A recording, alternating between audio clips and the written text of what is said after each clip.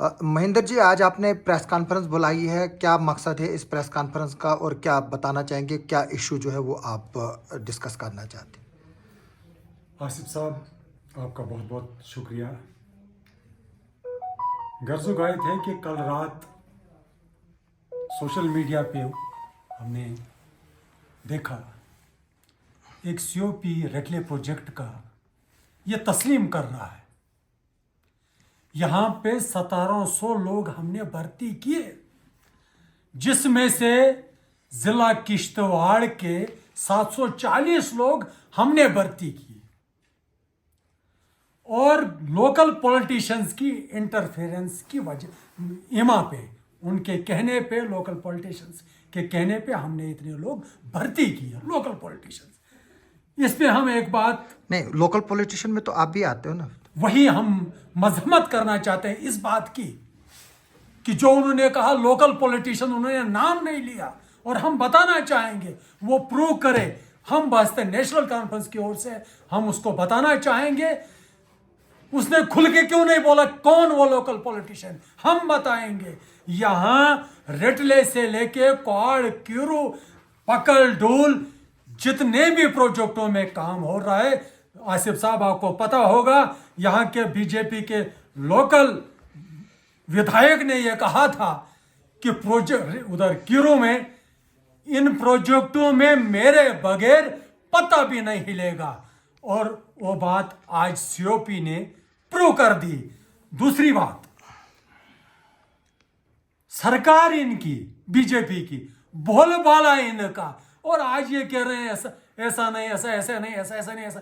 और सीओपी ने ये मान लिया कि हमने जितनी भी मक है, आज तक 3 साल से काम चल रहा है, जितनी भी मक हमने दरिया में डाली, चूंकि डंपिंग साइट नहीं थी। और जो आज कहीं कंपनी ओनर्स ने कोई 2000 कनाल कहीं आइडेंटिफाई किए जहां पे लोगों का उनको शोर है।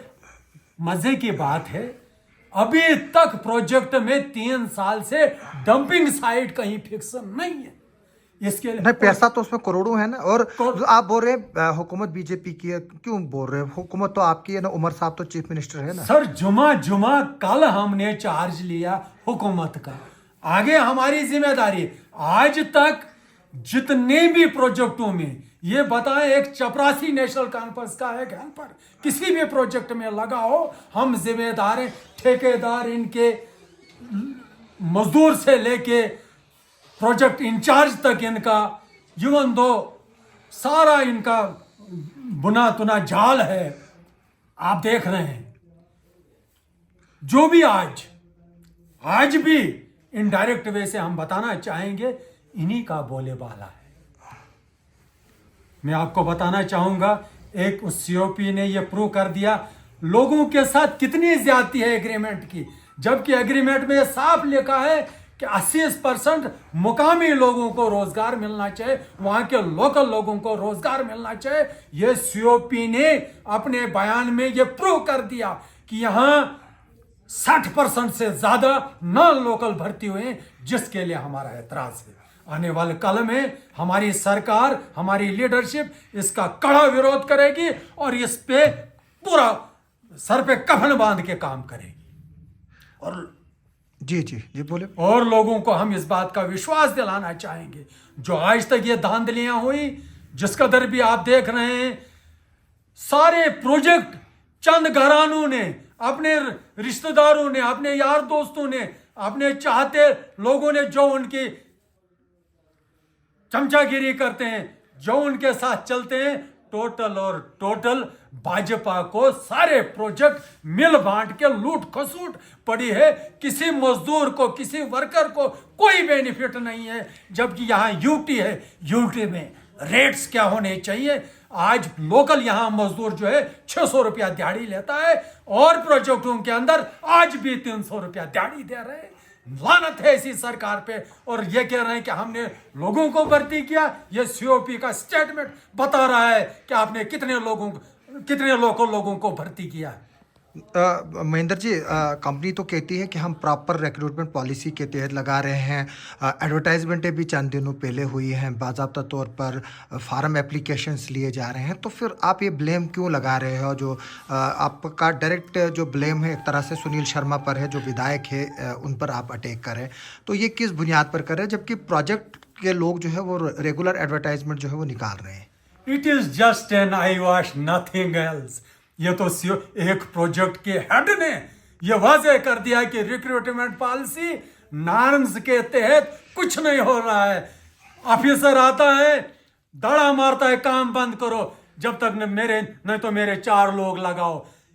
ये रिक्रूटमेंट पॉलिसी की आप बात कर रहे हो, ये एडवर्टाइज की बात कर रहे हो, ये ट्रांसपेरेंसी की बात कर रहे हो, ये सीओपी कह रहा है जो प्रोजेक्ट चला रहा है कि यहाँ कोई ट्रांसपेरेंसी नहीं है। जो पॉलिटिशियन है, भाजपा है, उनके यहाँ पे लोग लग रहे हैं, और जो सरकारी मुलाजम ऑफिसरान हैं वो आते हैं, नहीं तो काम बंद करो, नहीं तो मेरे 10 लोग भर्ती करो। ये तो चीफ ऑफ द प्रोजेक्ट एक कह रहा है।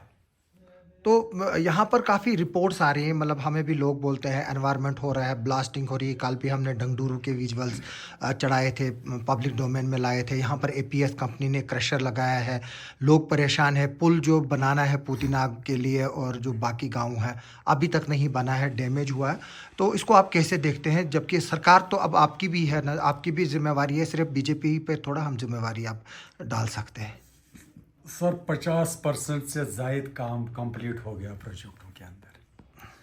बीजेपी जिम्मेदार नहीं है, और कौन है? आरआर प्लान के तहत अगर 50% प्रोजेक्ट का काम कंप्लीट है, आरआर प्लान के तहत वहां सड़कें बननी चाहिए, वहां पुल बनने चाहिए थे, वहां स्कूल बनने चाहिए थे, वहां पार्कें बननी चाहिए थी। आज जैसे बीजेपी की विधायक ने कहा सीओपी को, आपने यहां क्या क्या किया, इसके लिए जिम्मेदार कौन है? मुझे बताइए सर। इतने 4 साल से 3 साल से प्रोजेक्ट चल रहा है, 3 साल इनको याद नहीं आया कि यहाँ पार्कें बननी चाहिए, यहाँ सड़कें बननी चाहिए, यहाँ स्कूल बनने चाहिए, प्रोजेक्ट एरिया हॉस्पिटल बनना चाहिए, ताकि उस मुकामी वहां उन लोगों को फायदा हो। तो अगर शगुन परिहार ने ये बात की तो आपको उसकी सपोर्ट करनी चाहिए ना, तो आप क्यों उसको टारगेट कर रहे हैं कि वो गवर्नमेंट की है, उनकी गवर्नमेंट है, उन्होंने कुछ नहीं कहा? अभी उसको भी तो जुमा 2 महीने भी नहीं हुए। हम उसको टारगेट नहीं कर रहे हैं, हम उसकी दाद दे रहे हैं, लेकिन हम कह रहे हैं कि जिस जमात की वो विधायक हैं, वो उसको अपने एमएलए को पूछना चाहिए था कि आज तक आपने क्या किया, आज तक आपने चेक क्यों नहीं किया। हम इस बात का विरोध कर रहे हैं, उसका नहीं। उसने सही कहा, जो भी कहा कि हाँ होना चाहिए था, लेकिन ये बात उसको सीओपी के बजाय अपने एमएलए को पूछना, अपने मिनिस्टर्स को पूछना चाहिए था, अपनी पार्टी को पूछना चाहिए था। आज तक तुमने प्रोजेक्टों के अंदर ये चीजें क्यों नहीं इंप्लीमेंट करवाई, यहाँ सड़कें क्यों नहीं बनाई, पार्क क्यों नहीं बनाए? आज याद आ गए, जब आज हमारी सरकार है, हम बनवाएंगे। अब ये हमारा दायित्व है कि प्रोजेक्ट एरिया में क्या होना चाहिए। तो अब आप क्या चाहते हैं, क्या जो है वो डिमांड करते हैं?